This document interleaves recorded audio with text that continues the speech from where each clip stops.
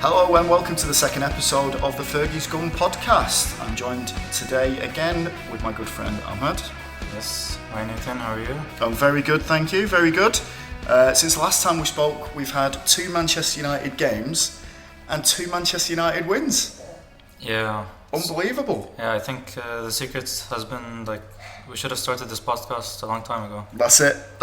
I don't want to say that we had any direct impact on the way that we've been playing recently, but it's definitely a coincidence. Yeah. No. Just right at the top of the show, if you do hear some sort of drilling or banging or whatever, I think they're building the new Old Trafford next door, which is coincidentally just when we're recording the podcast. No noise all week. Thursday, just decided to start drilling, so apologies for that in advance.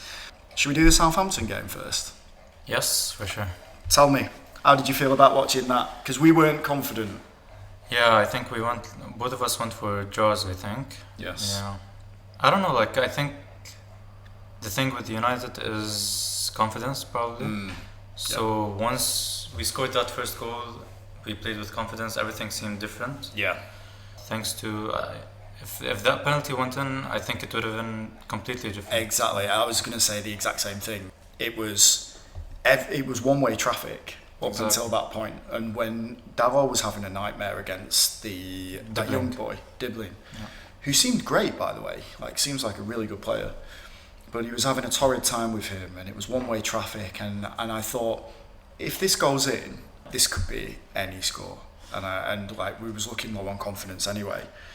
But that penalty save by Onana, would you say it was a bad penalty or a good save? Bit of both. I think I just give Onana credit for guessing the right way, but it was a bad penalty. And it was weird, why would... There was Diaz on the pitch as well, and he and he scored the last 9 penalties he took. Well, he gave the ball to Cameron Archer, didn't he? And he was like... I don't know why. I know that they do this occasionally, don't they, to try and boost the confidence of their teammates. Mm-hmm. We've seen Bruno do that with Rashford before. We've seen Bruno do that with Martial before. Did he give it to... Oh no, he wasn't on the pitch when Anthony scored against Barnsley. But, it does happen in football, completely understand it. But up until that point, it was the same old mistakes. It was being ripped open through midfield. Casemiro and Mainu were just getting bypassed. Eriksen and Mainu were just getting bypassed, and they were just having so much joy down the flanks, and you could see they were targeting Dalot to go down that right hand side. Mm-hmm. So obviously thought the worst when they had the penalty, but then they didn't have a single shot after that penalty miss on target. Yeah. So the thing with United is, I think, we don't know how to come back from going 1-0 down. I think that's it for the team. Mentally weak. Do you remember the last time we conceded and we went? I mean, against Liverpool, obviously the comeback in the FA Cup. Yeah. In the FA Cup, when obviously we did that, but yeah, they're fragile, and I think even Erik ten Hag has admitted this in the past about the first goal is all important. And very specifically with this squad of players that he has now, because they're short on confidence, the whole world is against them. There's no more pressure for a footballer than playing for Manchester United. For sure. So you're always under the spotlight. People hate you if they support other teams, and your fan base is very supportive, but if you're playing rubbish, they'll let you know about it. Yeah. I think it was massively important that then we went up the other end, and who scored our first goal again? De Ligt. Yeah, De Ligt. Which was his body in the air contorted in a way that I've never seen a player before. It was like he went over an invisible player that was stood next to him, a Southampton defender. Great to get on the score sheet for De Ligt. I don't think that we haven't had any defenders who can actually score headers in a while. Maguire always seems to get his head to the ball, but he never scores. He's not consistent enough, yeah. Lindelof, I'm not even going to talk about it. Martinez is too short. So, yeah, I think that finally we have someone who can actually score, and he's been known to score headers in the past. If you can hear a noise on the actual recording right now, it's because my dog Eric, who's named after Cantona, is desperate to go outside, so I'm gonna go and let him out, and then I will come straight back to this recording. Okay, Eric's bladder empty. Back on with the show. So we were talking about the consistency of defenders scoring, right? Centre backs. Okay, and it was massively important because I felt like that set a new standard from set pieces for United as well. That we do have that aerial threat now, as you say. Maguire always used to get in the right positions, but it would always end up in Rose Ed. I think he had a little spell of scoring in a couple of games last season, maybe. He had a bit of a streak, or at least three headed goals for England and United. But yeah, nothing consistent. But I thought once we scored that first goal, it's like a completely different team. Exactly. That's what I think as well. I don't know how you can you go into a season, can you be title challengers with that type of fragile mentality? No. No, and that is the shortest and most succinct answer that you can get out of that. It was nice seeing Rashford scoring. Yeah. It was very important for him. I think Rashford is the most confident player I've ever seen in my life. Yeah. When he's confident, he can be probably top 5 left wingers in the world. When he's not confident, he can be like as good as. Yeah. He just needs that. He needs that first goal, and we've known that all season, and even last season as well. I think when things go wrong with him, everything goes wrong. That's why he's such a patchy player. First glance, I thought it was like terrible goalkeeping from Ramsdale. Yeah. Who's like, I mean, he's fallen off a cliff in terms of his like ability and popularity. It was right in the corner. It was literally inside of the post. Yeah. It was perfect. Yeah, and it was, and again, De Ligt just moved out of the way in time. I'd almost give him an assist for that. Yeah, me too.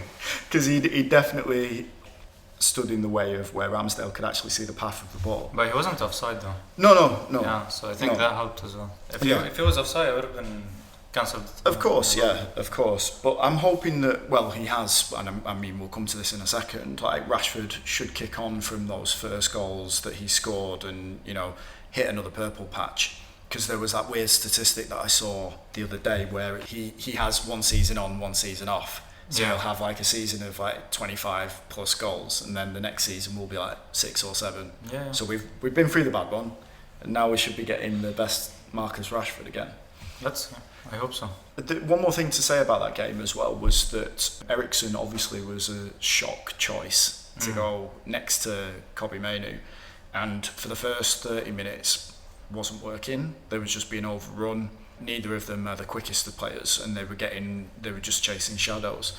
But once the game settled, he had a presence, Eriksen, that we haven't had for a long time, where he was just picking the ball up, spraying the pass, easy ball back to the defenders, easy ball out wide, then finding the creativity when he needed to. Not this 100-mile-per-hour football that we've been playing for, well, the best part of 2 seasons, best part of 2 years. Actually, in Erik ten Hag's first season, I think when we went on that run, when we were consistent and we were actually getting results, playing well, it was Eriksen. Eriksen was one of the main players, and when he got injured, I think it was... Oh, yeah. He got injured versus Everton, I think, or Leicester, I'm not sure. Yeah. Oh, actually, Andy Carroll injured him. Yeah, and it was it was in the cup. Yeah, was it QPR? I can't remember, maybe, yeah. Like he dived in on him, didn't he? Or Reading. It was Reading, Yeah, and that, like, it's crazy to think about that, like, where he was at that point in time, so critical to Manchester United's success. And then we didn't even mention him as being a partner for the midfield last time, so it's like, he's back from the dead, and he's back in there. He played really well. I liked how he kept the ball, easy passes. I just wish he was maybe like 5 years younger. Yeah. It would have been perfect. He doesn't have the legs anymore for it. But if we use him properly, exactly how Ten Hag did, just use him in the cups. 60 minutes here, 30 minutes there. He would be very important for the team. I also thought it was interesting because he came out after I think he had offers from other clubs, but the club, Manchester United, never told him that they didn't want him. Yeah. And he said, that means the world to me. I want to stay where I can play occasionally, contribute, where my family is still happy. So he's settled, you know. He's not going to cause any problems. He's not going to be asking to play more minutes, as I imagine. So yeah, he's a fantastic utility player to be able to call on. Who scored the third goal? Garnacho. Why am I trying to remember? What It was when right at the end. played the through ball. And, Yeah. I was just I thought we would have killed the game off by that point, and it took a sending off from Stevens. I don't know what the hell he was thinking, I don't know. diving in like that. But it took a sending off from Stevens for us to then grab the goal like right at the end. But I thought we was going to put them to the sword. I think Still a bit dodgy. Actually, one of the most impressive things, if I want to point out the positives of that game, it would be that the first time in a long time that I've seen United actually control the game. Yeah. So when we were 2-0 up, I think, and like it was minute 60, 65, we just kept the ball going, easy passes, simple passes. Southampton couldn't even get near the player. Like they couldn't touch the ball. Yeah. So I think if we can improve on that, make it more consistent, apply it on, for example, bigger occasions. Yeah. I think this is one of the biggest things I could ask for from this team. Exactly, and I think you're absolutely right, because obviously Southampton should be getting beat by us by 3-0, 3-0.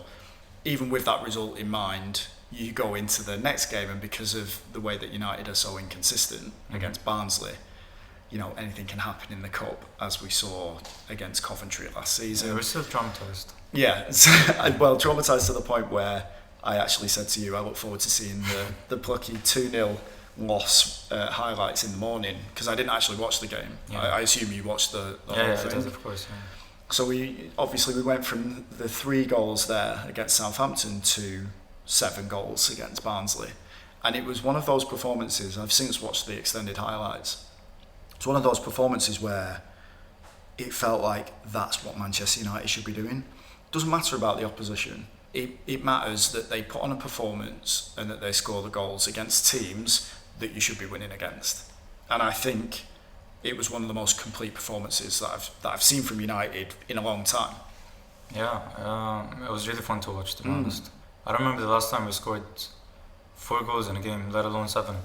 I don't think Ten Hag has. I think that's that's the stat, isn't it? I think it was Solskjaer that did it before that. Yeah, Solskjaer, I think. The last did time. it a couple of times. Solskjaer. Yeah, he did. Like he did 5-1 leads. I think that was the last time he scored 5 goals. Yeah.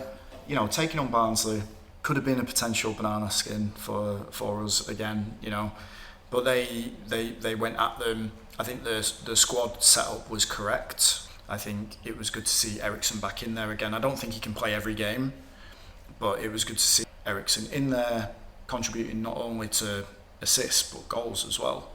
And we just ran rampant over them. Casemiro seems to be, I might be wrong because this was only from the extended highlights, but he seems to be getting back into his creative mode again. Even the goal for against Southampton, his through ball, it was perfect. Yeah. But he's not back to his old self, I'll say that. But what I will say is he seems to be playing more of a tricky, creative kind of role these days because he can't run.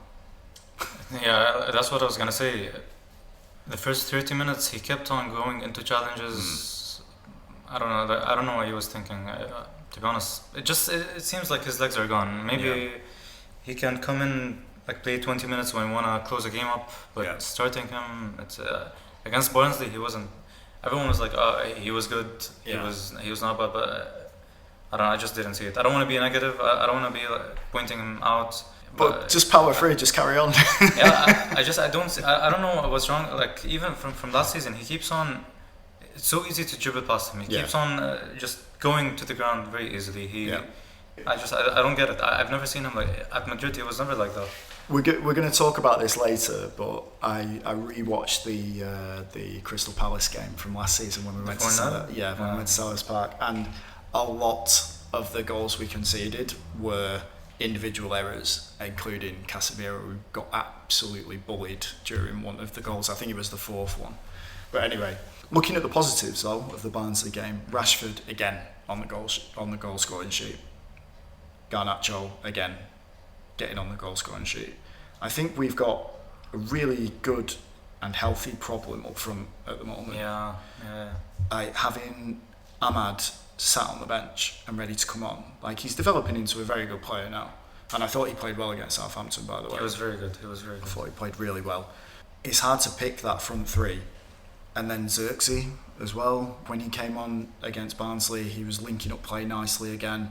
Yeah, he's amazing. Against Southampton, he was linking up play nicely. There's some really nice touches in there. I'm starting to see, I think it was, who's the manager of Juventus now? Thiago Motta. Thiago Motta, yeah. He was saying that he, because he obviously managed him at Bologna last season, and he was saying he's more like Ronaldinho than anyone else that he's ever seen play. And you can see that. Yeah, I mean, it was a bit weird because you wouldn't associate Ronaldinho to, I don't know, like 6'5" person, like. Yeah, but I can see the touches, like the subtle touches. I don't know, like his way. He reminds me of Berbatov, to be honest. He just reminds me of Berbatov, like it's languid style, where like, he's just everything comes natural. Exactly. He's not like he's not like head down, charging in, running. Like exactly. It doesn't seem like he's trying. It's almost. like he disguises every touch or like every pass he makes because of how chill he is. Yeah. Exactly. I don't know what it is, but it's and we haven't had a player since Berbatov that plays like that. Yeah. Like Rooney obviously was a little bit like that, but I mean he played during the same time as Berber. Actually, Martial was like that sometimes, in some stages. Yeah, he was. You are right. With Bruno, with Rashford, like, he did do that, but not. I don't think it was as good as Xerxes, but because it's not his thing. Yeah. But, yeah. I didn't watch the whole game. How was Ugarte on his first start? He seemed a bit rusty.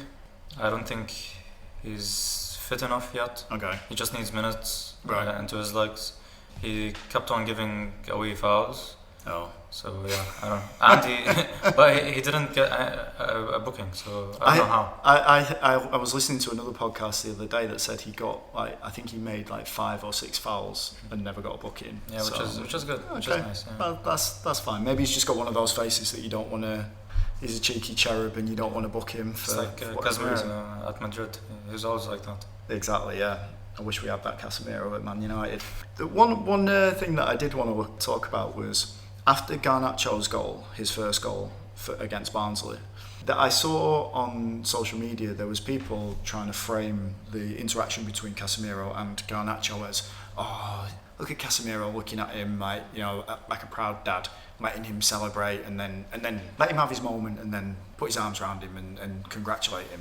If you watch it from the other angle, from the Man United highlights angle, Casemiro is actually laughing but telling him don't celebrate,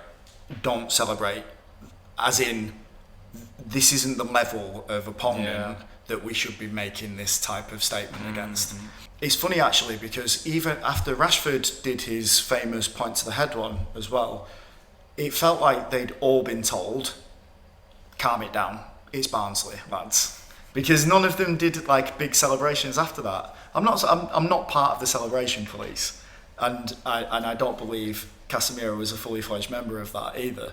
But I do think he was right to kind of say, "Come on, it's Barnsley, mate. Yeah. Just chill out." I think we should celebrate when we score, especially that we don't score. True. So, but it was good. It's good for the confidence. It's good for the team morale. It's good. Seeing Rashford doing a celebration, Garnacho, I think, was the one who was reminding him to do it. Yeah. Anthony, I think he did 5 celebrations because the only goal he's going to score. Yeah, Anthony, a special mention for Anthony getting back on the goal scoring record as well, because he hadn't scored since Liverpool, I think. Yes. Or was it Burnley, maybe? Burnley at home? Possibly. I don't know. He'd played 1 minute of football before he started the other day. And it was weird actually because, and I will wrap this bit up in a second, but it was strange because all the talk before the game was about Ten Hag saying that players will play for Manchester United or get into the first team when they show that they can do it in training. Now it felt like, I think it followed a question about Anthony. It felt like he was criticising him in the same way that he did with Sancho. Mm-hmm. So it was good to see the fact that he started him after that, because then he put any sort of doubts to bed. Because I think if we just can't afford to have any more Sancho situations, so it was good. And he came on, he scored, and did he play on the left or the right? On the right. He was not bad actually. Yeah, okay. He was not bad. And Collier, one more special mention, left back. Yeah, but I think the first 30 minutes he was targeted by Barnsley because I think that they thought that was our weak spot. He struggled a bit because it's probably like it's the first time he plays this position. Yeah. But then he settled into the game. He kept it simple passes. Okay. He was good actually. Yeah, let's say I hope he gets some minutes in midfield because I think he has a good future.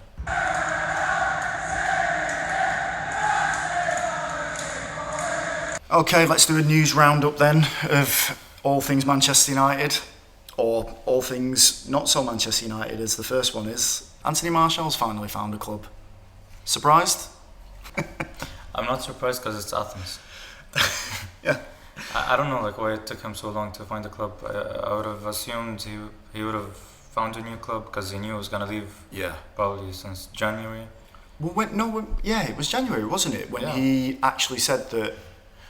Was it him that said it, or was it us that said it? I think the club. Like, everyone knew they're not going to renew the contract. So I would have assumed he would have wanted a club. So he would go into pre-season. There were rumours of him going to Brazil. Yeah, I was going to say that. Yeah. Was it Santos or someone that Flamengo, he was going to go to? I'm not sure. Because Memphis also went to Brazil. Yes, he did, yeah. But it was, you're right. It was really strange that it took him so long, and it was it the last deadline day for the Greek League that he joined on a free transfer? I'm not sure, yeah. I think as a free transfer, I don't think it has rules? to be in the transfer window, yeah. Okay, yeah, because Perisic joined someone in the Dutch league recently. And I think Rabiot went to Marseille. Oh, yeah.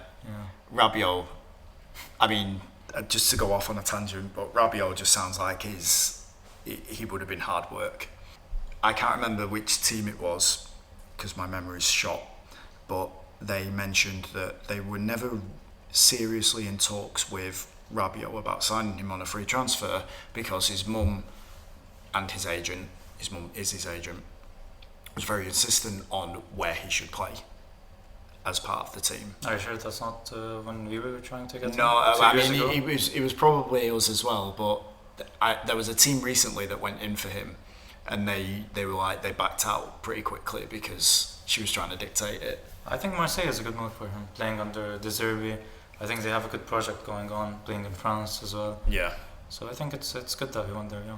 But obviously, all eyes will be on Anthony Martial to see if he can re-find his form. I just feel like he's finished as a footballer. I know that sounds awful, but I don't see a player that loves the game anymore. Exactly. I think that's been the case for a while now, even with United. I think the injuries took its toll on him. I had like very, very big hopes for him when he first came. I think the issue for him at Man United was obviously the injuries, but there was the issue with Mourinho taking the shirt off him and giving it to Zlatan. Yeah. And then getting Sanchez. Yeah. That plays in the same position when Martial was actually getting into form. Yeah. And I understand it. I know why he probably fell out of love with it, because he was playing with us during the worst 10 years of United's history, I would say. Well, as in recent history, how it was so mismanaged. And I'm sure there's lots of players that have gone or left the club that will go on to better things, but were also just run through the mill with the unprofessionalism that they had at Man United. Woodward's crazy spending sprees in the transfer window, bringing in players we didn't need, as you mentioned, Sanchez. Ridiculous. I do hope that it does work out for Martial. And then the other thing I wanted to talk about, because they've moved a tiny step forward with this, is the redevelopment of Old Trafford. It's something that's quite close to me, because I would go to the games, worked in Salford Quays, which was very nearby before I moved to Dubai, and I know that area quite well. As a person that you're yet to go to Old Trafford, but hopefully that's going to change next year, What would you do? What's your feelings behind this? Like, how do you feel about the fact that they might change Old Trafford, or what should they do with it? So as a person, like you've mentioned, as a person who's never been to Old Trafford, I just feel if they can find a way to renovate the current stadium, fix all the issues, make it more modern, but keeping Old Trafford how it is, I think they should go for that. I think it's not possible. That's why they're trying to build a new stadium. Yeah. But yeah, like personally, if you ask me which one of those two options I prefer, it would be like keeping Old Trafford, because the history, like you can't replace the history, everything that Everything has that's been, happened, everything that's been on the pitch, Yeah. all the players that have been there. I don't know. I just it doesn't sit right with me. I don't know. I think in a rush for these modern stadiums, they kind of forget about the prestige and the heritage, about it just being about football.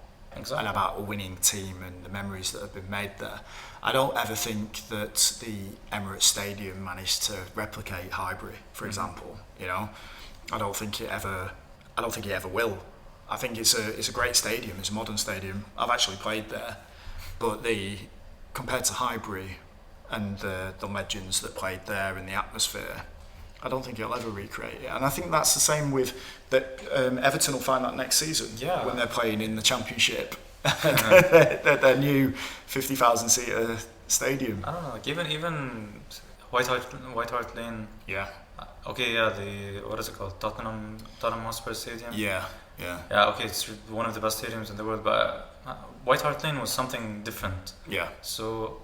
And you can't even compare White Hart Lane to Old Trafford. So once we leave Old Trafford, everyone's gonna be like, "Yeah, I don't think that was a good idea." I think I'm with you really. I think they should be trying to renovate it, but I think there's also issues with the area around it. You've probably seen the photos and things like that. There's a train station. There's a train line, sorry, that goes next to it, and then you've got the docks, or not the docks, but you've got the river. And to build out around that area, there's like houses that have been there for decades. It's not easy to renovate that area without ruining it. It's really difficult to use. They're going to find it really difficult to use that space to make exactly what they want, and that's obviously why they're speaking to Gary Neville, because his hotel's right next to it, and there will be disruption there for him as well. I don't think I want a new stadium. I think it'd just be weird. It wouldn't be the same. And if they can turn it into this, they want it into like a multi-functioning stadium where they've got bowling alleys and retail park and all the rest of it. I understand why they're doing it, because it helps the area. It helps the area in general, but it's going to be difficult to maintain that feel of Old Trafford, and I think you will be removing something very big from the club if you go to a new one. Even like the old enemy, Main Road, they had to move completely somewhere else. Abu Dhabi paid for this football city that they've created. Amazing for the locals because it's given them access to football pitches. It's increased the shops and retail parks around there. Houses, I think, that they've built on that land. So it does have its benefits in the short term, and I would be interested to know what the residents around there think. I think there's been a poll, and I think a lot of them just want to keep Old Trafford the way it is. But it's such a conundrum. I don't know how they're going to fix it. I agree it has to move forward, but I don't agree with knocking the old place down.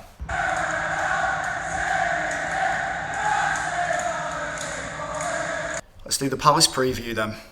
Next game up. I think we've all had nightmares about it the last time that we went to Selhurst Park and were smashed to pieces 4-0. Although when I watched it back this morning, a lot of it was like, it was individual errors, obviously. You know, maybe I'm just seeing the highlights, lowlights of it in isolation, so I'm painting a different picture to the horror that it was last time. But it was individual errors that led to the goals. We also had a goal ruled out, which was, I would say, completely legitimate at 1-0, so we could have been 1-1. And then Casemiro scored, but he was offside from the free kick or the corner, whatever the set piece was. He like headed it off the post, and then it came back, and I think he volleyed it in, or the other way around. So I'm not going to say we didn't look bad. I was going to say that the memory that I had of it was we got completely dominated, but we did have 58% of possession. Didn't do much with it. Let's put it that way. But now we're about to face them again at Selhurst Park on Saturday, is it? Saturday. Saturday, and they haven't won this season, apart from in the Cups. What do you think? Yeah. So regarding last season, I think they were in what is it called? The manager bounce. Yeah, so the new manager bounce. Yeah, exactly. Yeah, Glazner. Yeah. So it was first day, and like they went on a run, and our centre back partnership was Casemiro and Evans. Johnny Evans, yeah, and they both got embarrassed. Yeah. And I think Bruno wasn't playing. I think he was suspended. He was suspended, yeah. So yeah, like maybe it was a one-off. I think it's gonna be a completely different story this time. Palace maybe not as much in a rich vein of form as much as they were last year. I'd like to think we're getting into gear as well. Players are fresh. Yeah. They've been rested. Partnerships are building. So for example, Lisandro and Delict. Yeah. Azraoui's been amazing every time he's played, except for Liverpool. I think Ugarte can come in. I think he's got to start. Yeah. Do you think he starts? I think he starts. Yeah. I think he'll go with. Yeah, I think he'll go with Ugarte and Mainu. Yeah, he came off minute 60, I think. Okay. Ugarte. So I think he wants to keep him fresh for this game. Mainu had a complete rest, didn't he? And the reason why I say that is because I just don't think Eriksen can play 3 games in a row. If he was like 5 years younger, then maybe. But I think at the weekend he's going to go with Ugarte and Mainu to see what's happening, and they'll be playing with that all through training this week as well. Yeah. Just to see how that partnership develops, and we need those legs in midfield because that's where we got. If you look at that match last season, all through the middle, we just got hammered. The first goal that Olise scored, there was just a chasm following him as he's dribbling towards goal. Johnny Evans is like backing off. Casemiro is just stood, not even like. I think the first goal was when Casemiro he went to the ground as well. Yeah. And then there was no midfield behind him, like behind Olise as he's making his way towards our goal, and then he just shoots into the bottom corner. I would say that Onana did look like he wasn't positioned quite well for it, and Olise scuffed it, but it was a goal. So I think that's why we need legs in this, because Glasner, isn't it the coach? I think he will set up in that same way again to attack that middle of the park. Yeah, but they don't have Olise, so that's true. He's out there scoring Champions League goals now for Bayern Munich. Yeah, 2 goals. Yeah. I don't know why they haven't been as good this season. Like they were even losing 2-0 to Leicester last week. It's 2 draws, 1 loss. I think it is that they've had this season. Yeah, I think. So we've played 4. Yeah, is it 4? Yeah, we've played 4. Okay. So probably. So it must be 2 losses, 2 draws then. Maybe yeah. They're like in the bottom 3, I think. They're 16th. Okay. They're 16th. But the funny thing is, and as a Man United fan, we always know this. The teams that are at their lowest ebb always manage to raise their game when they play against Man United. So it's like, I'm not going to say it's like a cup final for them, but they always manage to just raise it just a little bit. Because beating us, bloody in our nose, is like a prize in itself. Yeah. And I think it'll be a difficult task. I would have thought it would have been more tricky if we'd have been sat here talking about that Palace game time last week, before the Southampton game, before the Barnsley game. I'd have been like, we're probably going to get beat. Yeah. We're probably going to get beat. But I don't know. I feel like if we can maintain what has just happened with the confidence in the team, I think we'll come away with 3 points. I think again, the first goal is the most important. Yeah. So if we score first, I think we're good. I'd like to see if we concede. I'd like to see how we respond to that, because everyone's like, okay, yeah, maybe United are getting into it now, but we still haven't seen how we respond to the main issue that we've always had. Yeah. I think if we just go into this game confident, just keep it simple, stay patient. Yeah. I think we can win. There's going to be some interesting matchups that are going on in that game though as well, because if Ugarte does play, it's going to be Ugarte and Mainu versus Adam Wharton and Decore, is it?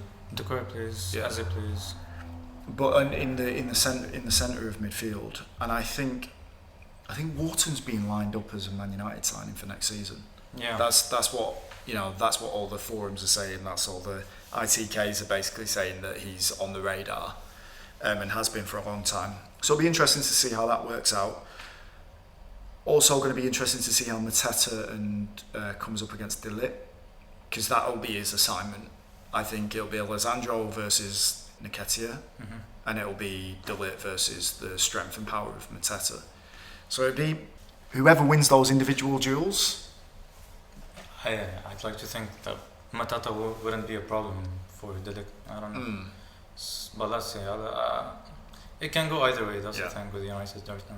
Even just as those words were like leaving my mouth, I was just thinking straight away, but why aren't we? I haven't even mentioned our attackers. That's what we should be doing. We should be imposing ourselves on them, rather than thinking about the key battles that are going to happen in midfield to make sure that they don't get through to our goal. Sure. To the forwards that are their forwards that are going to cause our defenders problems. Ahmad, Garnacho, Rashford, Xerxes. I think Højlund might be back for this weekend as well. Yeah, but I wouldn't want to rush him. He's going to be on the bench for sure. I wouldn't want to rush him back, but I don't.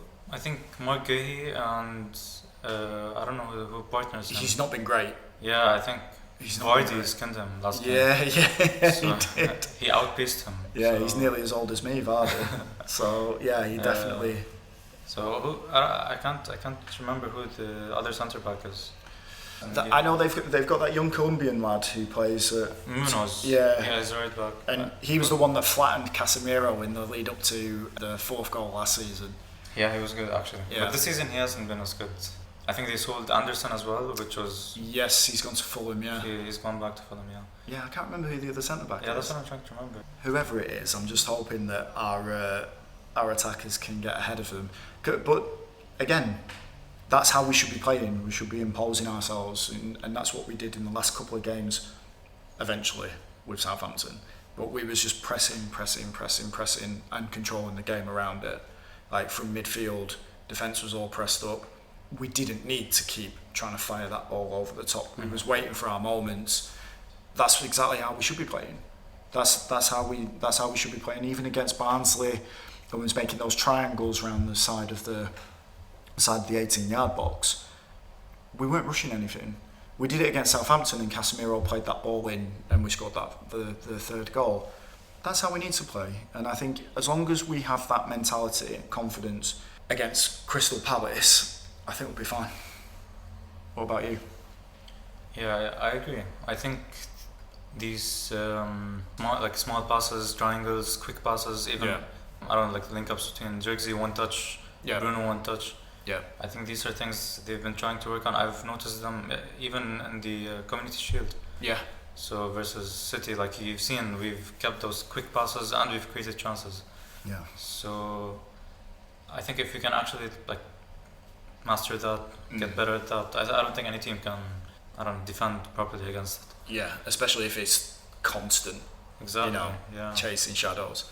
But Ahmad has to play, I think. Okay, yeah. What would be your starting 11 then? Okay, so I think I'd go Onana as well. Same team that played Southampton last week. Okay. So you're going with just Eriksen for Ugarte. Okay, so you're swapping out. Okay. Just because Eriksen he probably needs a rest. He played 90 minutes last game. Yeah. Doing that, I don't know if we can actually control the game as well. Right. This is the issue. So I think maybe we'd be focusing more on like dispossessing them and then playing on the break more Yeah. than we've done against Southampton. I feel that sets us up in a really difficult situation. Like whenever we set up to counter attack, it works if we can make it chaotic. I'll go back to the Liverpool game in the FA Cup. When we're doing that in the league, you invite pressure on, and then as we talked about before, first goal goes in, fragile, and that's it. We don't know what to do. Sounds like they're just putting up the East Stand of the new Old Trafford outside. Don't know if you can pick that up. So what would your starting 11 be? I think it would be the same as Southampton, and I probably would put Ugarte in there instead of Eriksen. But I am leaning towards if Ten Hag knows his players.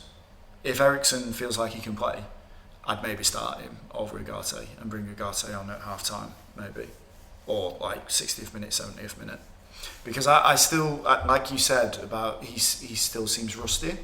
I feel like he still needs those gradual games to get back into it, like we did with De Ligt, and now he's established himself, you know. So yeah, I would have the same lineup with Ugarte if Eriksen's not fit to play, because we just need someone to put the foot on the ball and make stuff happen. You wouldn't start Garnacho? No, I think Ahmad has done enough to claim that starting spot. Garnacho coming off the bench is really, really helpful at the moment. Yeah. When he came off the bench against Southampton, all he wanted to do was just run at defenders. And you think about how long they've just been playing, chasing back, and then another player just comes on the pitch. Your right back and left back are really tired, and then Garnacho comes on and just starts running at them. Yeah, true. That's why that lazy tackle happened from Stevens. Is like I can't do anything else apart from try and take his leg off. That's why I'd put Garnacho on the bench. That's what I'm saying. Yeah, I agree. Because I wouldn't drop Rashford. I wouldn't drop Garnacho. Ahmad, sorry. Yeah. But if Ahmad has a bad game against Palace, Garnacho starts the next one. Yeah. You know. And Ahmad can come off the bench as well. Exactly. But it's, like we said at the beginning of the podcast, it's a good problem to have. Even like with Højlund coming back, like I don't see them starting like Xerxes and Højlund starting together. I think I don't know. I don't want to look too much to the future, but once Højlund is fit and Xerxes is fit, I don't know if who's gonna start. I don't know. Well, as you mentioned last week, start them both. Yeah, but who would you drop? Bruno? I don't know. That's a problem for another time. Just get special dispensation to play 2 strikers, an additional striker, so we've got 12 on the pitch. Okay then, score predictions. What do you think against Palace? I'm gonna be more optimistic than last week, just because we've scored 10 goals and conceded none. So I'm gonna go for 1-0. 1-0. That is pure optimism. I'm gonna say a very tricky 3-1. I think it's going to be 1-1 for a long time, and then the next goal will be from United and we'll win 3-1. I hope so.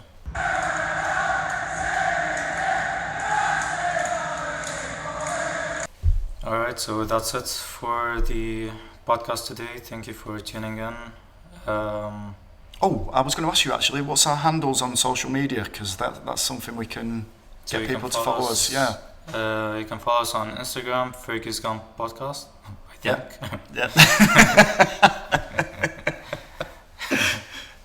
And YouTube as well? YouTube as well, the same thing, Fergie's Gone Podcast. Yeah.